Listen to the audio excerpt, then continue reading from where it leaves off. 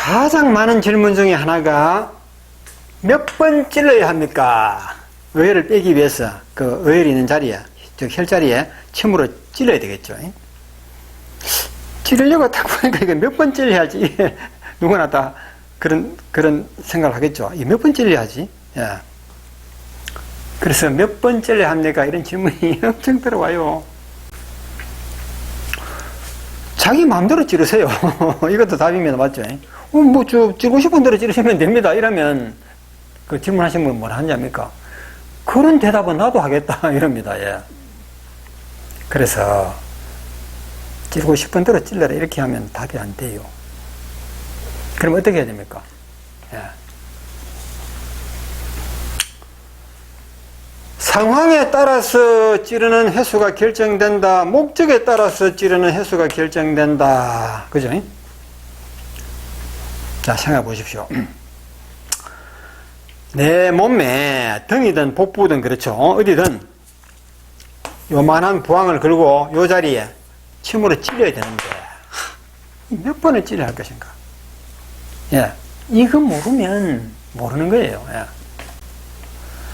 내가 이 자리에 어혈이 있을 거가 이 자리에 처음으로 사회를 한다 하게 되면 처음으로 이 자리에 어혈이 있는지 없는지 아직 모르잖아요. 그렇죠? 아직 모르는, 어혈이 있는지 아직까지 모르는 상황이다.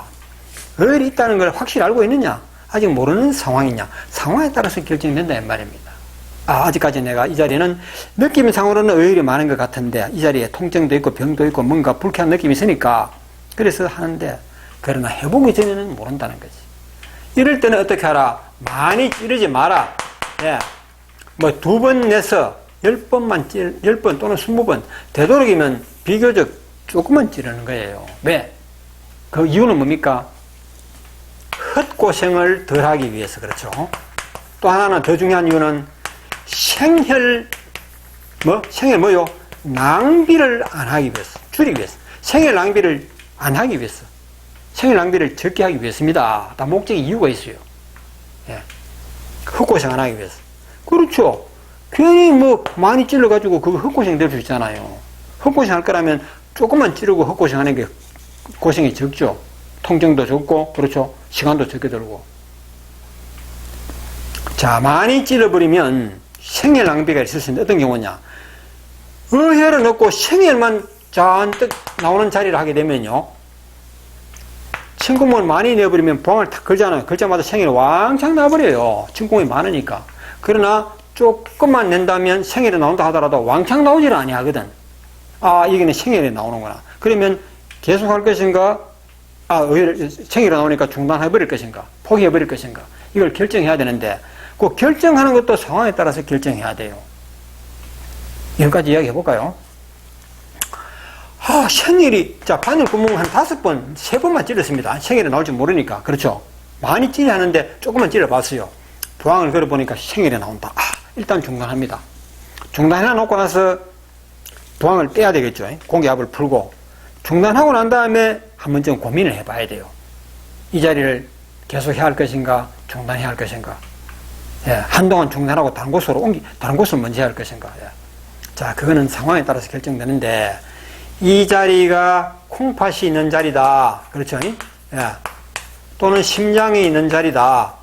특히 콩팥을 예를 들겠습니다. 왜? 콩팥은 심장보다도 더 작잖아요. 콩팥이 장기 중에서 좀 작은 장기입니다. 크기가 작죠? 예. 콩팥이 주먹만 합니다. 자기 주먹만 합니다. 예. 그러면 주먹만한 콩팥에 가장 가까운 자리가 혈자리가 되는데 부항을 딱 붙였을 때 콩팥이 내가 건강하지 못하다는 것이 병원에 진단도 나왔고 또 내가 여러 가지 정황상으로 느낌상으로 콩팥이 나쁜 것이 분명하고 콩팥이 지금 위급한 상태다. 그렇죠?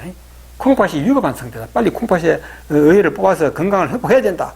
위급한 상태라면 생혈이 나왔다 하더라도 생혈이 계속 나온다는 보장은 없거든요. 왜 생혈이 나오느냐? 콩팥에는 어혈이 많이 있는데 등피부 있죠? 등피부. 여기는 복부입니다. 배꼽이 있고 복부고 이거는 등입니다. 등 피부와 콩팥 사이의 거리가 한 4cm, 5cm 정도 된다 이 말입니다. 사람의 체격에 따라 또는 다르겠지만 여기에다가 부항을 이렇게 걸고 전공압을 걸어서 이 뽑아내는 거거든.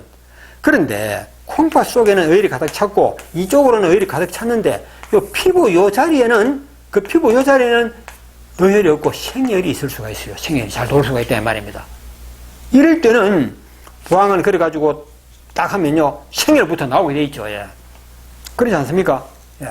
이럴 가능성이 있기 때문에 처음에는 생혈이 좀 나오다가 잠시 후에는 서서히 어혈이 나오다가 좀 있으면 아주 지독한 어혈이 나올 수도 있다는 말입니다. 예. 이치적으로 생각해보면 돼. 이치적으로, 원리적으로. 예. 그래서 우리가 내 몸속의 어혈은 어떤 방식으로 어혈이 깔려 있느냐, 분포되어 있느냐, 이것도 한번 생각해 봐야 돼요. 내 몸통이 있다, 머리가 있고 몸통이 있다, 그렇죠? 이 몸통에 어혈이 있는데 이 자리가 어혈이 맞는지, 이 자리가 많은지, 이 자리가 많은지 모르잖아요. 보기 전에는, 확인하기 전에는. 그러면서도 몸 속에 어혈이 있는지, 피부 쪽으로 어혈이 있는지, 이것도 사람마다 다르고 상황이 다르고 위치마다 달라요. 내 복부, 배꼽이 있는 이 복부에는 어혈이 잔뜩 피부 쪽으로 몰려 있는데 이 등 쪽에는 특히 콩팥 있는 자리에는 이 자리가 콩팥이다 합시다. 이 자리는 방금 그랬는데 맞지? 지워버렸나? 이 자리에는 어혈이 이 안쪽으로 몰려있고 피부 쪽에는 어혈이 없을 수도 있다는 말이죠. 반대로 안쪽으로는 어혈이 없는데 피부 쪽으로 잔뜩 어혈이 모여가지고 이 콩팥 쪽으로도 어혈이 깔려있는 이런 수도 있다는 말이죠. 이게 바로 상황이라는 겁니다. 상황이 다 달라요. 오늘 서울 하늘에는 구름이 80% 오늘 흐리겠습니다. 하면요.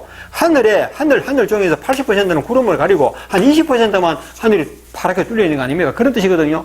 그러면 구름이 서울 하늘에 어떻게 깔려 있겠어요? 한복판에는 구름이 없고 사방으로 깔려 있을 수도 있고 동쪽 하늘에는 구름이 잔뜩 깔려 있고 서쪽 귀퉁이 부분에는 구름이 없을 수도 있고 다르잖아요. 상황에 따라서. 날마다 똑같은 80%의 구름이 있다고 해서 똑같은 모양으로 있는 거 아니죠.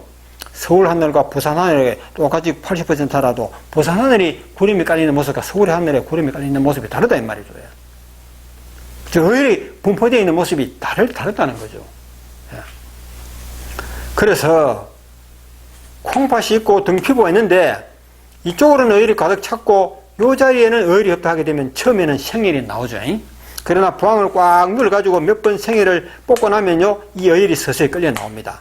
어혈이 끌려 나왔다면요 계속 어혈이 나오는데 나중에 이 속에는 아주 악성 진한 새까만 어혈이 나중에는 나와요. 그렇게 하면 위급한 콩팥의 병을 고칠 수 있다는 것이죠. 그러나 처음에 생혈이 좀 나온다고 해가지고 여기는 생혈이 나오네 포기해버리면 어떡합니까? 이 콩팥이 위급한 병은 못 고치는 거죠.